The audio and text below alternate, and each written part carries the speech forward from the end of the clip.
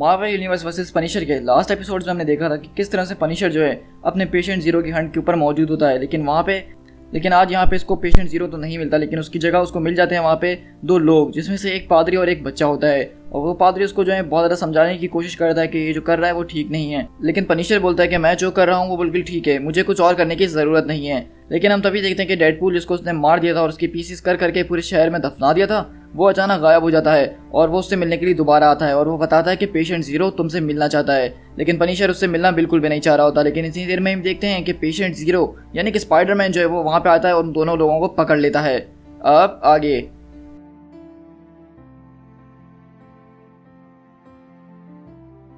Shift होते हैं हम वार जनरल डे 1831 के अंदर, जहाँ पे बताता है पनिशर हमें कि आज का दिन शुरुआत ही बहुत बुरे तरीके से हुआ, मतलब इससे ज़्यादा बुरा और मेरे साथ क्या हो सकता है।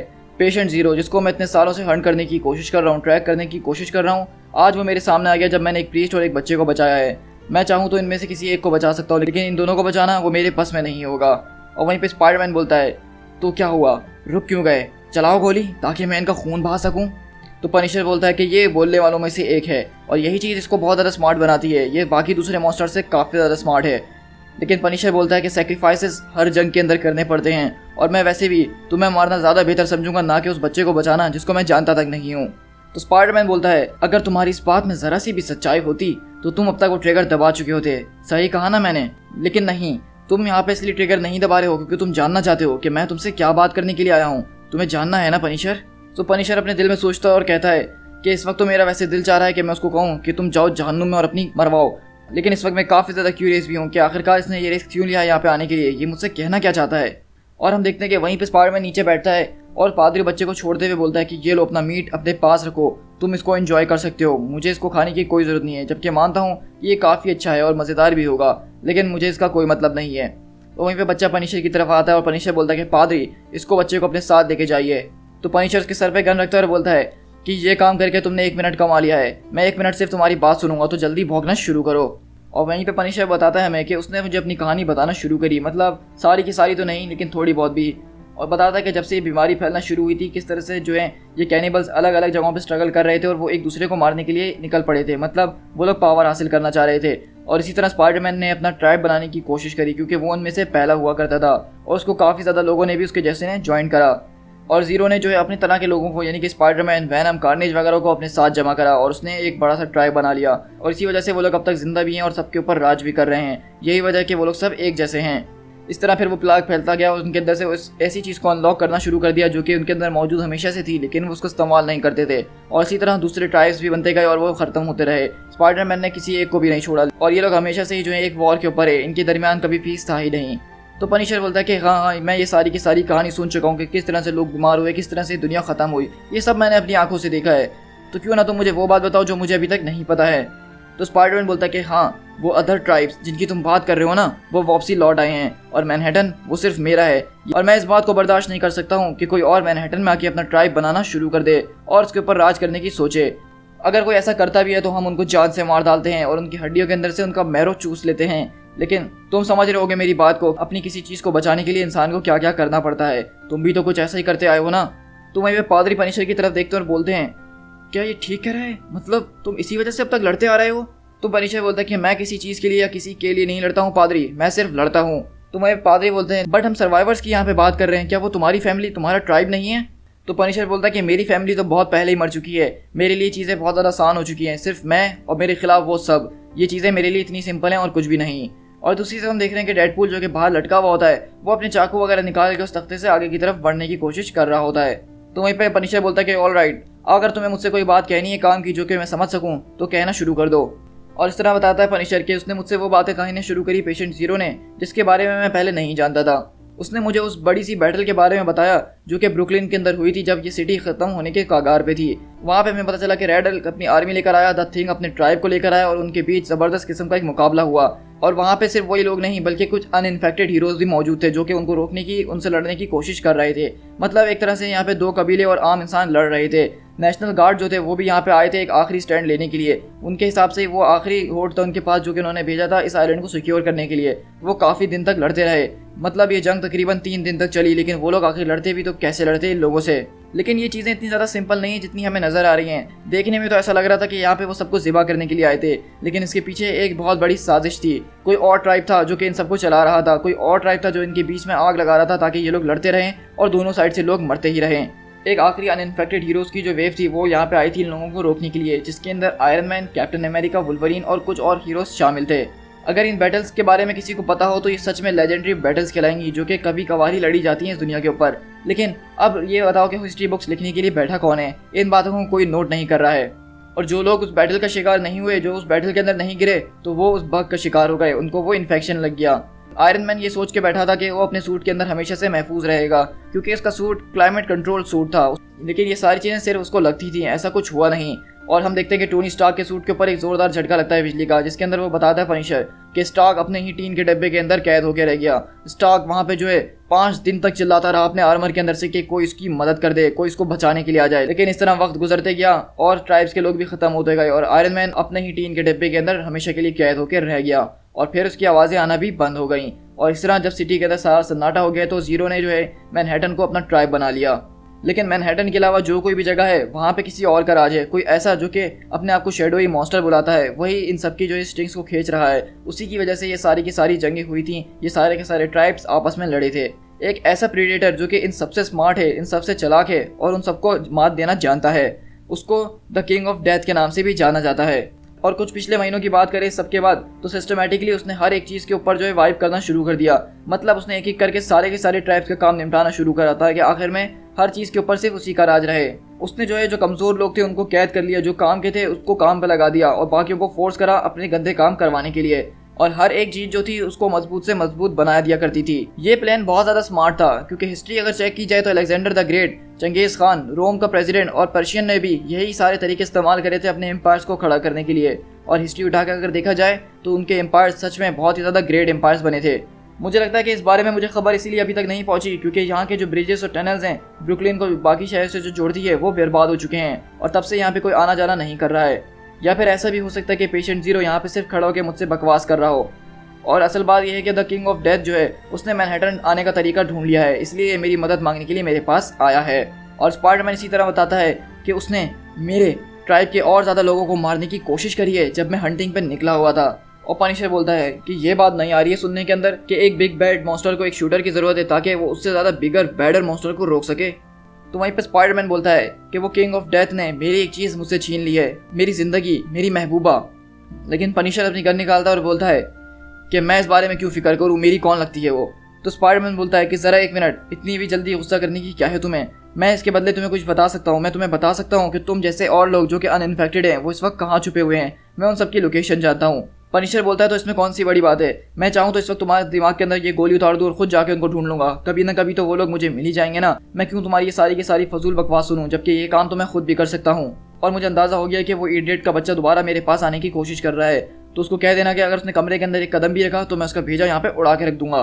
तो पीछे से डेडपूल बोलता है कि डूड यार तुम अभी भी गुस्सा कर रहे हो, मैंने तुम्हें बताया था ना कि कभी भी हम मैसेंजर को शूट नहीं करते हैं, वो चीज़ क्या तुम भूल गए हो? तो पनिशर पीछे पे लटता और बोलता है तुम्हारा मतलब ये है कि जब मैंने तुम्हें गोली मार के वहाँ पे लटका नहीं दी उससे पहले की तुम बात कर रहे हो? तो बोलता है कि यार इस सबको जाने भी दो, हम इस मैसेज के ऊपर दोबारा काम कर सकते हैं। लेकिन वहाँ पे पनिशर हम देखते हैं कि दोबारा डेडपूल के अंदर गोलियों से सुराख कर देता है और बोलता है कि नहीं, मेरे हिसाब से हमें ये नहीं करना चाहिए। तो पनिशर बोलता है कि ठीक है, मुझे इस बात को सीधे तरीके से समझने दो। तुम्हारे मुताबिक तुम्हारे दुश्मन का कैप्टन यानी कि किंग ऑफ डेथ जिसको कहते हो तुम, अगर मैंने उसके दिमाग में गोली उतार दी तो तुम मुझे सारे के सारे सर्वाइवर्स के बारे में बता दोगे और यही हमारी डील है। सुनने में तो बहुत अच्छा लग रहा है, लेकिन इसके 1 हफ्ते बाद या 2 हफ्ते बाद तुम या तुम्हारे आदमी आएंगे उनको हंट करने के लिए और सबको ख़त्म कर देंगे। तो ये डील मुझे बिल्कुल बेवकूफ़ी वाली डील लग रही है। तो बोलता है कि नहीं, डील ये नहीं है। डील यह है कि तुम जाके उसको मारोगे और उसके बाद मैं अपनी मेट को बचा लूँगा और मेरी मेट जब मेरे पास महफूजी से आ जाएगी तो मैं तुम्हें सबका पता बता दूंगा कि कौन कौन कहाँ कहाँ छुपा हुआ है। उसके बाद मैनहट्टन वो हमेशा के लिए मेरा रहेगा, मैनहट्टन मेरा ट्राइब बनेगा और बाकी की सारी दुनिया वो तुम्हारी रहेगी। तुम मेरे ट्राइब से बाहर रहोगे तो मैं तुम्हें कभी कुछ नहीं कहूँगा, बस मुझे मैनहट्टन चाहिए हमारे बीच। इसके बाद फिर कोई और वॉर, कोई और फाइटिंग या कोई और चीज़ नहीं रहेगी जिसको तुम पनिश कर सको। और वैसे भी तुम काफ़ी सालों से लड़ रहे हो, तुम एक ऐसी जंग लड़ रहे हो पनिशर जिसको तुम कभी जीत नहीं सकते हो। लेकिन ये सब करने के बाद तुम्हें ये सब कभी करने की ज़रूरत नहीं पड़ेगी, तुम अपनी ज़िंदगी सुकून के साथ गुजार सकते हो। ये कर दो मेरे लिए और जीत तुम्हारी हो जाएगी। और पनिशर हम देखते हैं कि उसकी तरफ घूर घूर के देख रहा होता है और पनिशर हम देखते हैं कि वहाँ पे खड़ा होकर अपना दरवाज़ा वगैरह बना रहा होता है और पीछे से पादरी आके बोलते हैं तो बताओ कि तुम यहाँ से कब निकल रहे हो? तो बोलता है कि निकल रहा हूँ, तुम किस बारे में बात कर रहे हो? तो बोलता है कि मैंने सोचा कि तुम शायद स्पाइडरमैन की मेट को रेस्क्यू करने के लिए जा रहे हो, यानी किंग ऑफ डेथ को मारने के लिए। तो पनिशर बोलता है कि मैंने उससे अभी तक ये नहीं कहा कि मैं वहाँ पे जाऊँगा उसकी मदद करने के लिए। तो पादरी बोलते हैं कि लेकिन तुम्हें वहाँ पे जाना चाहिए, क्योंकि देखो ये हमारे खुदा की तरफ से एक इशारा हमें मिला है। जिस तरह उस खुदा ने तुम्हें इशारा दिया था उस चर्च में आने के लिए और तुमने हमें बचाया, और इसी तरह तुम्हें आज ये इशारा मिला है। इसके जरिए हो सकता है कि तुम कोई डिफरेंस क्रिएट कर सकते हो। तो मेरे ख्याल से तुम्हें इस अपॉर्चुनिटी को फ़ौरन हासिल करना चाहिए। तो बोलता है कि मैं पहले एक बहुत बड़ा डिफरेंस क्रिएट कर चुका हूँ पादरी, मतलब गौर से देखो, ये सारे के सारे मॉन्स्टर्स और मैं यहाँ अकेला उनके खिलाफ खड़ा हूँ। तो पादरी बोलते हैं कि मुझे ये बात तुम्हारी समझ में नहीं आ रही है पनिशर, कि आखिरकार तुम लड़ किसके लिए रहे हो? मतलब ना तुम्हारे कोई आगे है, ना कोई तुम्हारे पीछे है, ना तुम्हारे पास कोई पर्पस है। ये सारा का सारा वायलेंस तुम क्यों कर रहे हो? सबको मारे जा रहे हो, मगर किसको बचाने के लिए? मैं तुम्हारी स्टोरी जानता हूँ फ्रैंक, सच में मुझे बहुत ज़्यादा अफसोस है कि किस तरह से एक मॉब वायलेंस के दरमियान तुम्हारी फैमिली तुमसे छीन ली गई थी। इससे बुरा किसी और के साथ कुछ भी नहीं हो सकता है, लेकिन अभी भी तुम्हारे अंदर इंसान बाकी है। तुम उसको मारने की कोशिश नहीं करो। तुम इन सारी चीज़ों से लड़ सकते हो, इन सबको तुम अपने ऊपर हावी ना होने दो। मैं तुम्हें दोबारा से डिबेट नहीं देना चाहता हूँ जन्नत दोज़ख या गॉड या डेविल के बारे में, लेकिन ये चीज़ बहुत ज़्यादा कॉमन चीज़ है जिसको तुम्हें समझना चाहिए। एक्सीडेंट्स होते रहते हैं, लेकिन उसमें भी खुदा की कोई ना कोई मर्जी ज़रूर होती है। अब देखो ये दुनिया जो है उन मॉन्स्टर्स को बिलोंग कर चुकी है। हमारे पास कुछ भी नहीं है लड़ने के लिए, लेकिन शायद इस जंग के जरिए हमें एक मौका मिल सकता है। हमें एक मौका मिल सकता है कि जो चीज़ कुछ भी बचा हुआ है हम उसको बचा सकें और नई तरीके से सब कुछ शुरू कर सकें।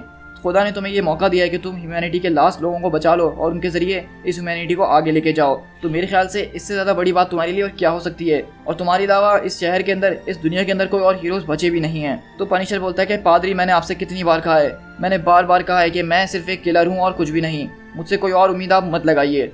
तो पादरी बोलते हैं कि ये दुनिया जो है इस वक्त प्रीडेटर्स के हाथों में गिर चुकी है फ्रैंक। तुम्हें क्या लगता है कि किलर्स के अलावा कोई और हमें बचा सकता है इस दुनिया से? नहीं, मेरे ख्याल से तुम्हें एक किलर बनने की ज़रूरत है और हमें भी उसी की ज़रूरत है। और ये बातें सुन के हम देखते हैं कि पनिशर के जज्बात जाग जाते हैं और बोलता है कि मैंने अपनी ज़िंदगी में काफ़ी ज़्यादा बेकार चीज़ें करी हैं, मतलब बहुत ज़्यादा बेकार चीज़ें, लेकिन इस वक्त मैं जो करने जा रहा हूँ इससे ज़्यादा डमर चीज़ कोई और हो नहीं सकती है। क्योंकि पेशेंट ज़ीरो और प्रीस्ट के दरमियान की जो चॉइस थी वो बहुत कम रह गई थी और उस बच्चे के खातिर मैंने सोचा कि ये चांस लेके देखना ही चाहिए। लेकिन क्राइस्ट, अब ये क्या है?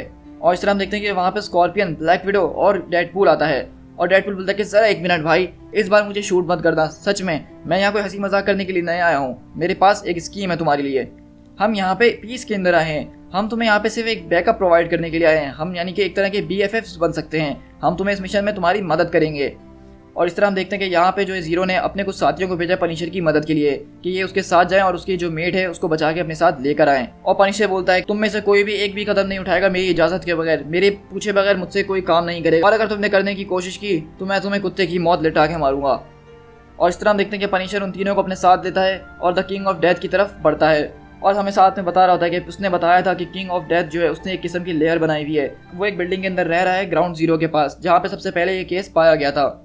मुझे नहीं पता कि उसने इस जगह को क्यों चूज़ करा है, क्या उसको ये जगह पसंद है या फिर ये सिर्फ एक लक की बात थी और कुछ भी नहीं। यहाँ पे तकरीबन 20 लोग हैं जिनको मैं बचा सकता हूँ, यानी 20 सर्वाइवर्स, और इसमें से पॉसिबली एक जो है पेशेंट ज़ीरो की मेट होने वाली है।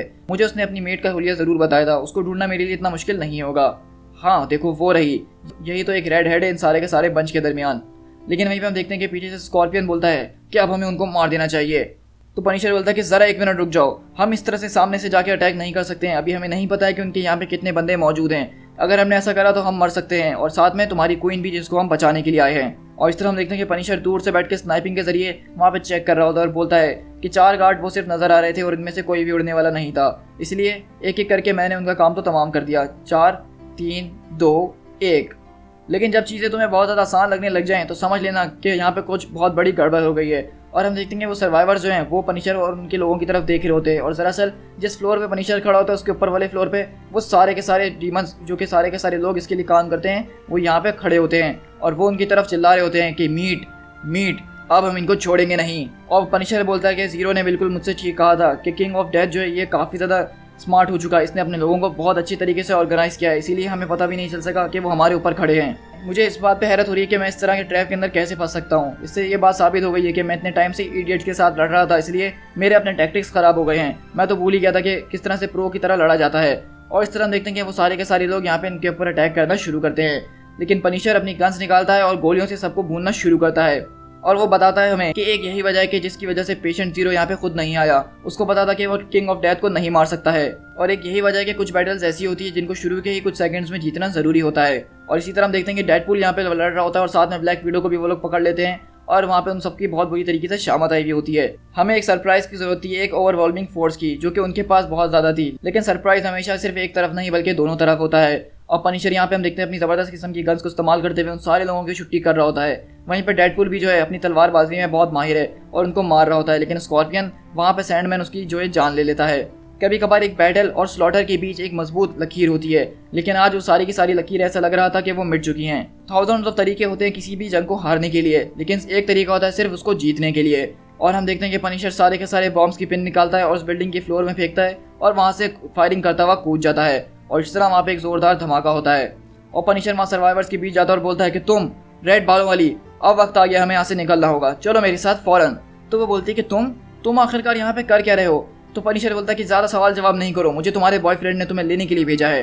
लेकिन पनिशर जब उसकी तरफ देखता है तो बोलता है कि ओ गॉड, ये आखिरकार कैसे हो सकता है, ये इन्फेक्टेड नहीं है, ये नॉर्मल है और ये तो प्रेग्नेंट भी है उसके बच्चे के साथ। और हम देखते हैं कि दरअसल ये कोई और नहीं बल्कि मैरी जेन होती है स्पाइडरमैन की गर्लफ्रेंड, और ये इस वक्त इन्फेक्टेड भी नहीं है और ये प्रेग्नेंट है स्पाइडरमैन के बच्चे के साथ। और पीछे से मैरी जेन चिल्लाती है कि ज़रा पीछे देखो, और हम देखते हैं पनिशर के पीछे एक जोरदार उसको मुक्का पड़ता है और पनिशर जाके ज़मीन पे गिरता है।